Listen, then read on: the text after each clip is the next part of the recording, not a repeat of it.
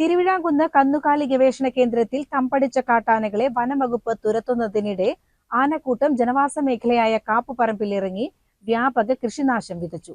തിരുവിഴാംകുന്ന് കന്നുകാലി ഗവേഷണ കേന്ദ്രത്തിൽ 2 ദിവസമായി നിലയുറപ്പിച്ചിരുന്ന കാട്ടാനകളെ രാത്രിയിലാണ് വനംവകുപ്പ് തുരത്തിയത്.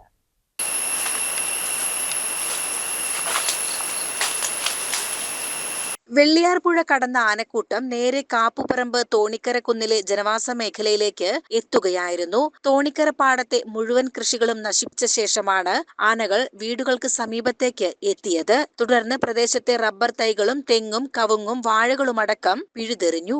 അബ്ദുറഹ്മാൻ ചേരിയത്തിന്റെ 20 റബ്ബർ തൈകളും 15 തെങ്ങുകളും 20ഓളം കവുങ്ങുകളും 15 വാഴകളും നശിപ്പിച്ചു. തോണിക്കര ഹംസപ്പയുടെ 10 തെങ്ങും 30 വാഴകളും 20 കവുങ്ങും പൂർണ്ണമായും തകർത്തു.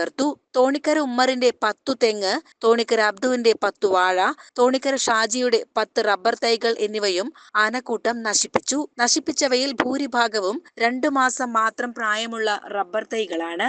വീടുകളുടെ മുറ്റം വരെ കാട്ടാനകൾ എത്തിയത് പ്രദേശവാസികളെ വലിയ ഭീതിയിലാഴ്ത്തിയിട്ടുണ്ട്. മതിയായ സുരക്ഷാ സംവിധാനങ്ങളോ ആനകളെ കയറ്റാനുള്ള കൃത്യമായ പദ്ധതിയോ ഇല്ലാതെ പടക്കം പൊട്ടിച്ച് അലക്ഷ്യമായി തുരത്തിയതാണ് കാപ്പുപറമ്പിലെ കൃഷിനാശത്തിന് കാരണമായതെന്ന് വാർഡംഗം സാനീർ മണലടി ആരോപിച്ചു.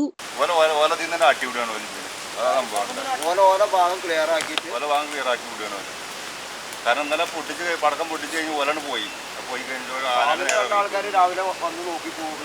ഇതെന്താ വെച്ചാൽ റോഡ് കൂടി നടന്ന ഒരു പൊട്ടിച്ചിട്ടുണ്ടായി. 2 സ്ഥലത്ത് പൊട്ടിച്ച് പോകുകയാണെന്ന് വെച്ചാൽ ഇതൊന്ന് പുറത്തു പോകും.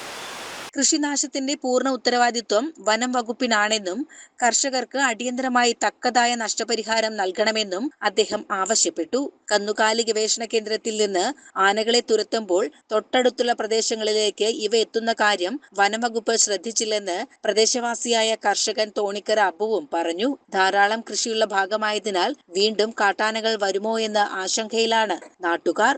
CCN ചത്തല്ലൂർ.